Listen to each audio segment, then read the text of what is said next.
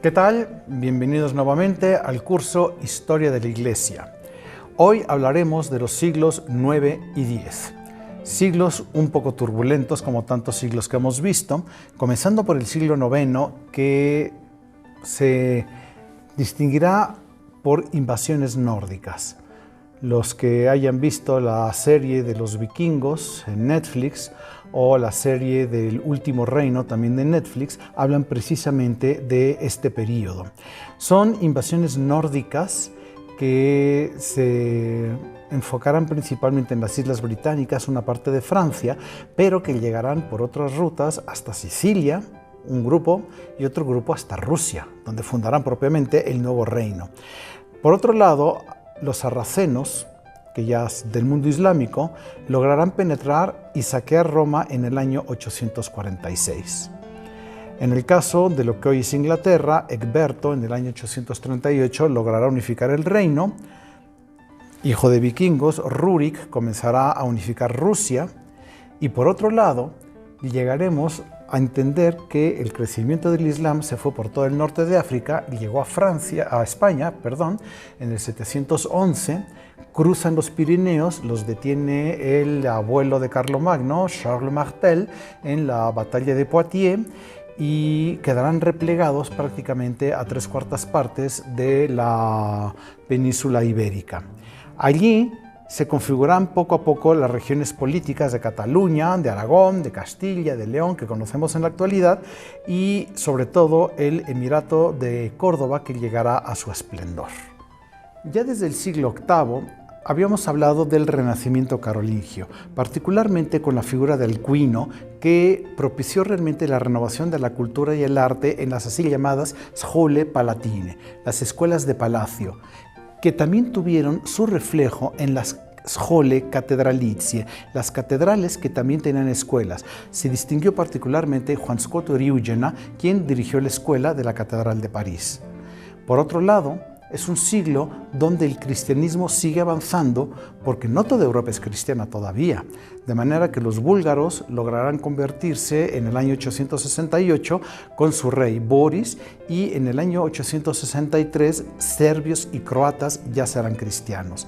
Por otro lado, hasta el mundo de los vikingos tendremos que los suecos, los daneses, gracias a San Óscar, el apóstol de los países escandinavos, lograrán la conversión. Por otro lado, desde la iglesia oriental, digamos de los cristianos orientales, evangelizarán a los eslavos los santos Cirilo y Metodio, hermanos que realmente son interesantísimos.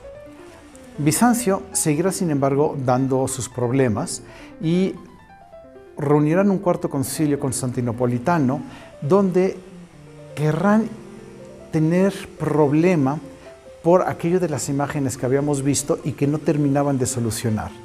¿Quién es su patriarca verdadero? ¿Ignacio o Focio? Vendrá otra vez un problema y resulta que Ignacio es quien queda porque era legítimo, y gracias a Dios finalmente reafirma el culto a las imágenes.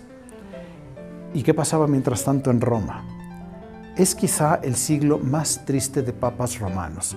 De hecho, se lo conoce como un seculum obscurum. Había demasiada interferencia de laicos en las elecciones y en las decisiones de los papas, particularmente la Contesa Marozia, que logrará poner y deponer papas a su antojo.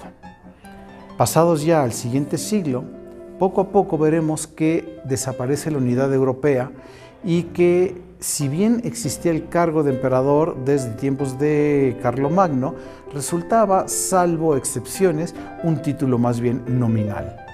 Cobrará fuerza con los otones, particularmente con Otón I, y la Iglesia, mientras tanto, tendrá que seguir luchando contra la injerencia de los señores feudales.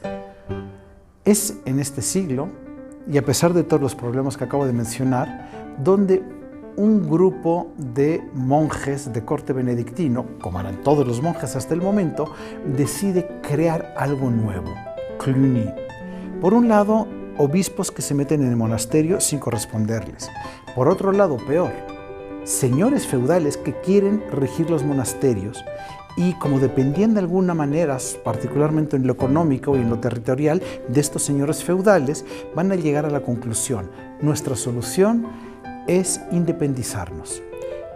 Y van a hablar con un señor feudal y le van a pedir un terreno de su feudo que sea independiente completamente, crear un nuevo feudo dentro de su feudo y que dependa directamente de Roma. Cluny permitió a este grupo de monjes retomar la regla de Benito y volver al original. Y fue tan fuerte el ejemplo que se les unieron inmediatamente 4 monasterios más. El abad, que en ese momento quedó hecho un archiabad, un abad para 5 monasterios, de alguna manera podríamos decir, había fundado una nueva orden. Solo entonces los benedictinos caen en la cuenta de que son una orden.